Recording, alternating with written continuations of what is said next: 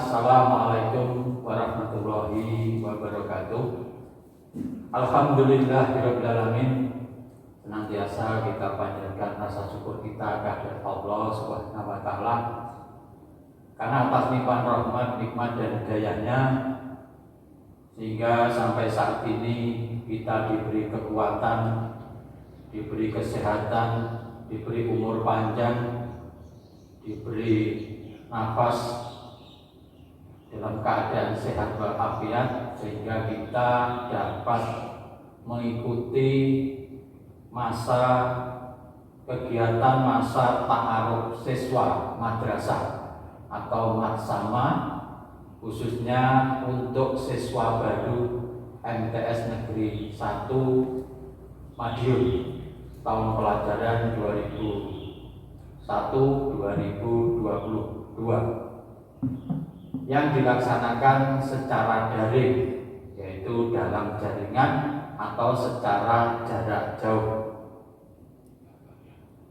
Anak-anakku yang saya banggakan dan saya sayangi, tentunya tak kenal maka tak sayang. Sebelumnya Bapak akan memperkenalkan diri. Nama saya Bapak Saiful Muksor yang kesehariannya mengampu mata pelajaran IPS khususnya kelas 9 dan juga memberikan bimbingan khususnya untuk penelitian atau riset, penelitian ekstrakurikuler KIR dan juga muatan lokal riset. Anak-anakku yang saya sayangi dan saya banggakan, materi yang saya bawakan kali ini adalah tentang madrasah riset. Tentunya sesuai dengan visi misi MTS Negeri 1 Madiun. Salah satu visi dan misinya adalah mewujudkan madrasah riset atau riset. Alhamdulillah pada tanggal 1 Desember tahun 2020 MTS kita yang tercinta ini mendapatkan atau menerima surat keputusan dari Direktur Jenderal Pendidikan Islam Kementerian Agama nomor 6757 tahun 2020 tentang penetapan madrasah riset, yang mana madrasah kita MTS Negeri 1 Madiun termasuk yang ditetapkan sebagai madrasah riset bersama 296 MTS se-Indonesia. Dan di Madiun ini merupakan madrasah satu-satunya sebagai madrasah riset. Anak-anakku yang saya banggakan dan saya sayangi, tentunya kalian bertanya-tanya, apa madrasah riset itu? Madrasah riset itu adalah madrasah yang mengembangkan kegiatan pembelajarannya di bidang penelitian melalui wadah pembinaan bakat dan minat. Nantinya peserta didik atau kalian akan dilatih merencanakan penelitian, melakukan penelitian, dan menyusun laporan penelitian melalui kegiatan yang pertama adalah pembelajaran yang baru dimulai tahun ini dan kelas 7, yaitu pembelajaran muatan lokal yang diberi nama metodologi penelitian. Jadi cara-cara melakukan penelitian. Yang kedua, kegiatan yang kedua adalah kegiatan ekstrakurikuler melalui ekstra KIR. KIR singkatan dari kelompok ilmiah remaja. Nanti harus melakukan penelitian dan membuat laporan penelitian. Kemudian apa tujuan kalian mempelajari, melakukan penelitian? tujuan pembelajaran riset, yaitu tujuannya agar peserta didik, agar kalian semua mampu mengembangkan sikap ilmiah. Artinya mampu bersikap dan bertindak berdasarkan proses ilmiah yang tercermin di dalam sifat-sifat berpikir. Ada 10 sifat berpikir ilmiah. Yang pertama adalah kritis. Nah, ini kritis. Misalkan aja kalian mendapatkan WA, ya, kiriman WA tentang suatu peristiwa, yang mana peristiwa itu sebenarnya tidak benar. Peristiwa itu terjadi 10 tahun yang lalu. Kalau kalian mempunyai sifat kritis, tentunya harus berpikir, ini benar atau tidak. Nah, kita jangan terus menerima berita, kabar, kemudian di-share ke teman-temannya, ternyata beritanya adalah hoax atau hoax gitu ya. Jadi yang dinamakan berpikir atau sifat berpikir kritis itu artinya sebuah tindakan menanggapi informasi yang kita terima dengan mempertimbangkan seluruh aspek terkait informasi tersebut. Contoh yang lain, tadi kalau kita mendapatkan video kiriman WA tentang peristiwa, kita harus menentukan benar atau tidaknya. Informasi itu benar atau enggak. Jangan-jangan itu berita hoax atau hoax. Kemudian contoh yang lain, kalian saat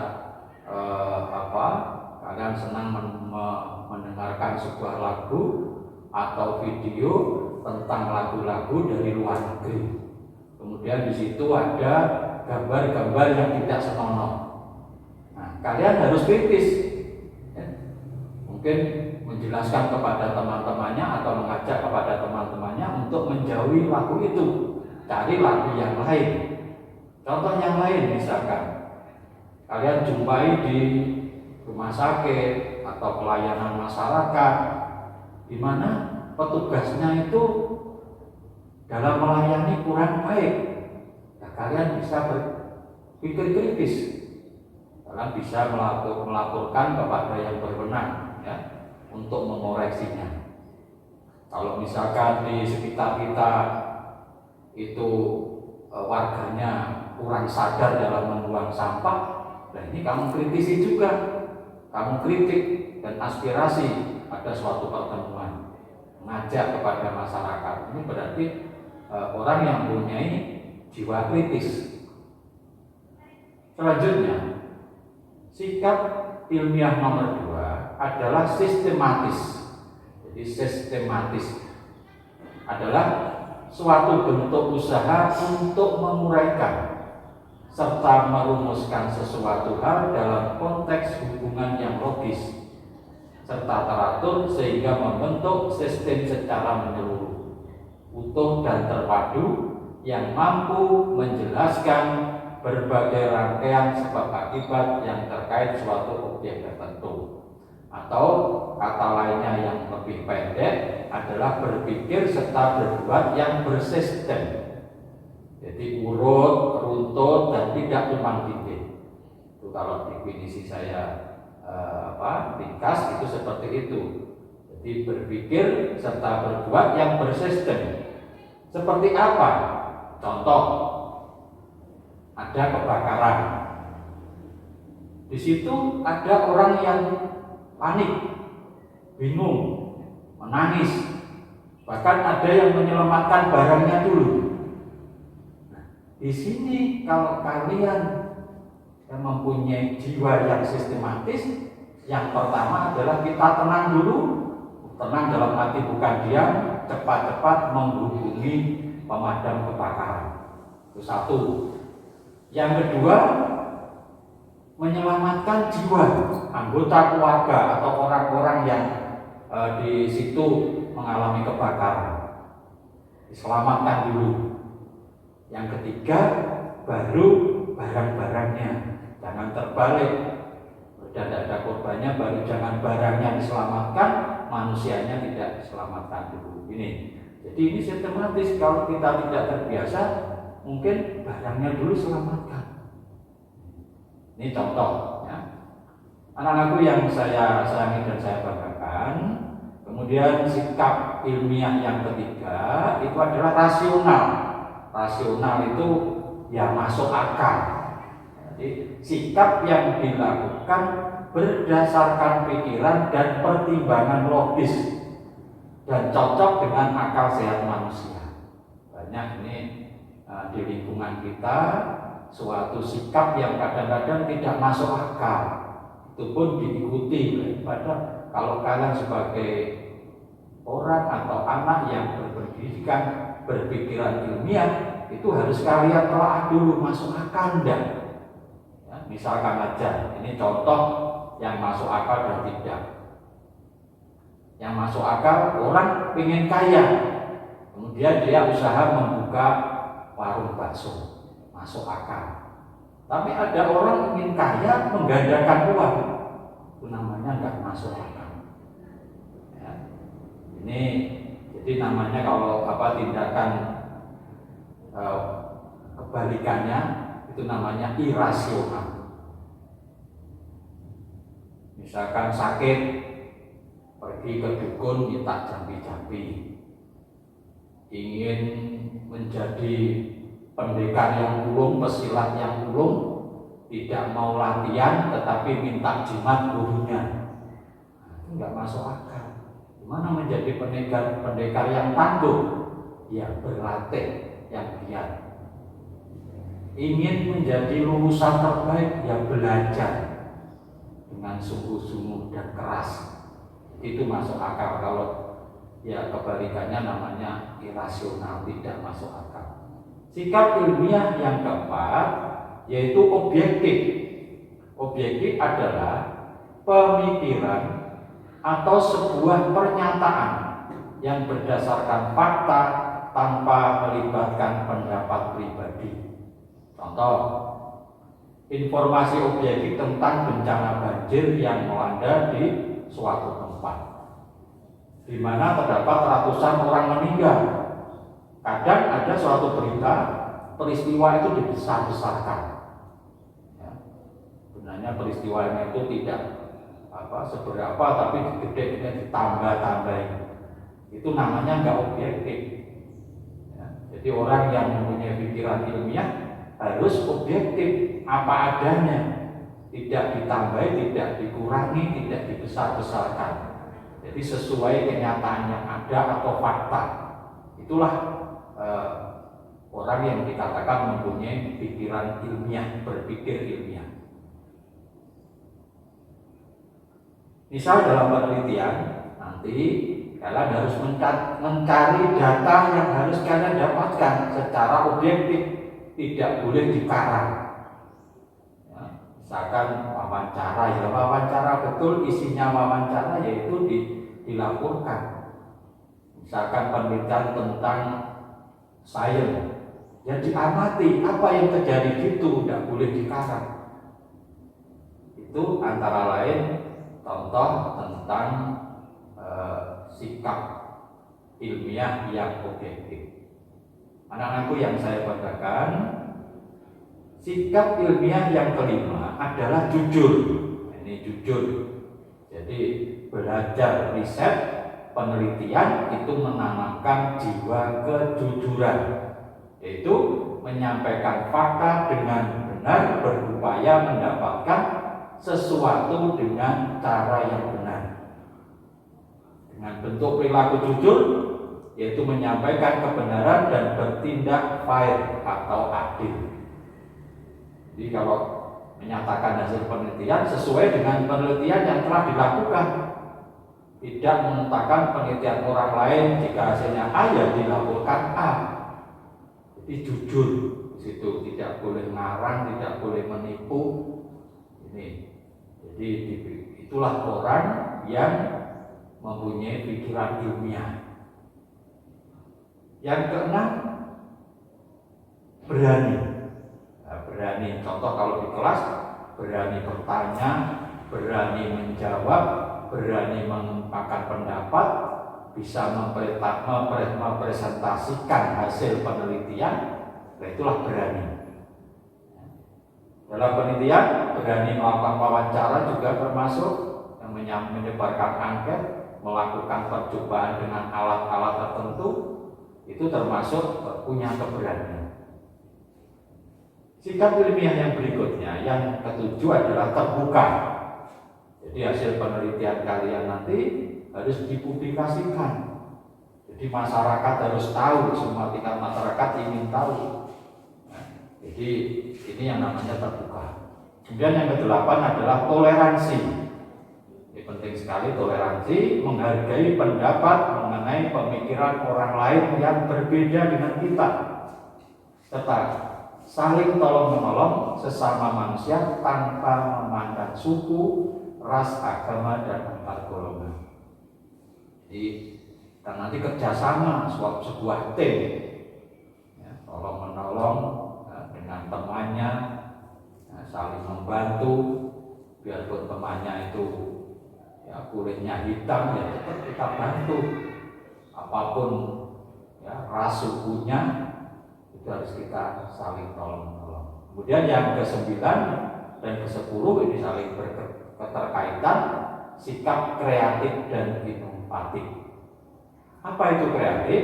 Kreatif adalah kemampuan untuk menciptakan sesuatu yang baru, baik yang benar-benar merupakan hal baru atau sesuatu ide baru yang diperoleh dengan cara menghubungkan beberapa hal yang sudah ada dan menjadikannya suatu hal yang baru. Contoh kreativitas ini, menemukan ramuan jamu untuk meningkatkan imun tubuh agar tidak terkena virus COVID misalnya. Nah, ini kan masa pandemi, masyarakat membutuhkan obat COVID, kemudian kalian kreatif mencari ya, penemuan jamu, bisa ramuan apa jus jambu atau apa yang bisa meningkatkan imun tubuh. Yaitu dilakukan dengan percobaan atau penelitian atau riset. Contoh yang lain, misalkan aja membuat pupuk buatan yang murah dan ramah lingkungan. Ini karena Pak Tani sambat harga pupuk mahal, kamu kreatif. Gimana ya menggantikan pupuk yang mahal ini dengan yang murah? Memanfaatkan limbah misalkan, entah limbah apa, limbah kertas, limbah daun atau apa. Contoh yang lain misalkan membuat alat mencuci tangan otomatis atau pengukur suhu tubuh dengan sensor misalkan. Nah, ini kan pandemi. Bagaimana kita itu mengukur suhu tubuh manusia, tidak perlu pakai termogan misalkan, cukup dengan melambaikan tangan dari jarak tertentu sudah bisa deteksi berapa suhu tubuh tersebut. Contoh yang lain misalkan ada kreativitas mendaur ulang sampah.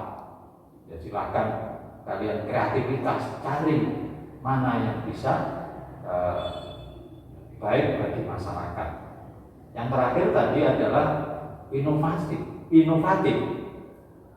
Inovatif merupakan bentuk perwujudan sesuatu yang baru atau membuat pembaruan terhadap sesuatu yang ada.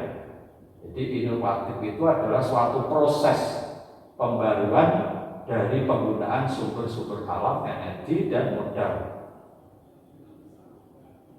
Contohnya, inovasi ini pembaruan dalam memanfaatkan teknologi, misalkan banyak ditemukan dalam ponsel atau HP, itu ditemukan aplikasi-aplikasi yang baru. Ini inovasi, karena semakin canggih, semakin modern, sehingga dengan alat kecil yang namanya ponsel bisa digunakan membantu kegiatan kita dengan aplikasi yang baru. Contoh yang lain misalkan memanfaatkan ampas tebu misalkan untuk peredam suara. Nah, ini juga inovasi. Kemudian ada lagi memanfaatkan limbah sayur untuk apa itu eh, tes ya, changing atau tes ya, tes sponsor. Nah, ini bisa juga teknologi rekayasa, misalkan aja hubungan dengan ibadah, yaitu sajadah yang bisa menentukan arah kiblat atau menentukan kapan waktu sholat, menghitung rokaat. Pada waktu sholat lupa, di situ otomatis diingatkan oleh sajadah itu coba itu contoh-contohnya nanti dikembangkan ya. Kalau kalian sudah mendapatkan materi tentang metodologi riset, nanti kalian akan bisa seperti ini. Contoh yang lain misalkan aja yang inovasi, karena tahu bapaknya petani, kalau panen padinya di PP, diangkat di PP kena hujan ya.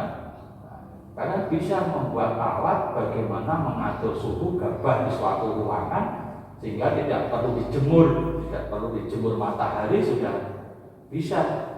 Nah, ini terobosan atau inovasi. Oke, anak-anakku yang saya sayangi dan saya banggakan. Kemudian yang terakhir adalah manfaatnya. Apa manfaat kita belajar ya, metodologi riset? Ya, manfaatnya yang pertama, bagi kalian dapat berpikir ilmiah. Ada 10 tadi.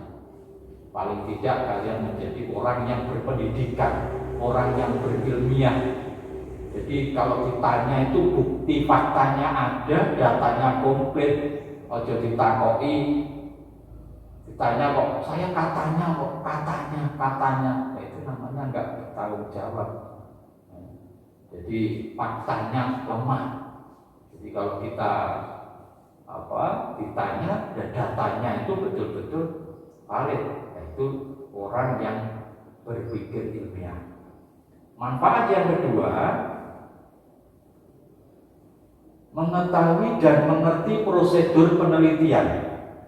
Bagaimana melakukan penelitian ilmiah yang baik dan benar, langkah-langkahnya apa, caranya bagaimana. Ini penting kalau kalian nanti mendapatkan itu, kalian melanjutkan ke jenjang pendidikan yang lebih tinggi, katakanlah di aliyah atau di SMA, nanti tugas-tugasnya ya seperti itu, melakukan penelitian. Bahkan nanti kalau kalian kuliah di perguruan tinggi, ya kalian sudah punya bekal untuk itu, untuk mendapatkan gelar sarjana S1, S2 maupun S3. Kemudian yang ketiga, manfaat bagi kalian adalah peka terhadap masalah yang ada di lingkungan sekitar. Contohnya, sekarang masalah penyebaran COVID-19. Ini masalah sosial ekonomi, apa dampak dari pandemi ini. Kalian secara psikologis itu dampaknya bagaimana. Ini kalian peka. Kalau perlu membuat suatu terobosan inovatif, kreatif, bagaimana membantu masyarakat di masa pandemi ini, baik itu yang kena COVID ya, maupun berdampak ekonomi maupun sosial. Yang keempat, manfaat yang keempat adalah dapat berperan serta dalam memecahkan masalah tadi. Jadi kalau sudah tahu peka, kemudian membantu memecahkan masalah. Tadi membuat jamu yang meningkatkan imun, membuat alat otomatis pengukur suhu, atau mungkin membuat membantu masyarakat yang berdampak ekonomi. Kemudian yang terakhir, dapat melakukan penelitian dari berbagai persoalan yang ada di lingkungan sekitar. Itu antara lain materi madrasah riset, apa manfaatnya, dan kalian nanti mulai tahun ajaran ini 2021-2022 kalian akan menerima mata pelajaran baru yang namanya metodologi penelitian. Anak-anakku yang saya sayangi dan saya banggakan, sebelum saya akhiri perlu saya simpulkan materi apa yang saya sampaikan tadi. Yaitu mulai tahun pelajaran ini madrasah Sanawiyah Negeri 1 Madiun sebagai madrasah riset atau madrasah yang berbasis riset, yaitu madrasah yang mengembangkan kegiatan pembelajaran bidang penelitian melalui wadah pembinaan bakat dan minat yang pelaksanaannya melalui kegiatan pembelajaran muatan lokal atau MULOK dan melalui kegiatan ekstra kurikuler. Yang diharapkan peserta didik nanti dapat atau mampu bersikap dan bertindak berdasarkan proses ilmiah yang tercermin dalam sifat-sifat berpikir kritis, sistematis, rasional, objektif, jujur, berani, terbuka, toleransi, kreatif, dan inovatif. Demikian yang dapat Bapak sampaikan. Terima kasih atas perhatiannya. Kurang lebihnya kami mohon maaf. Assalamualaikum warahmatullahi wabarakatuh.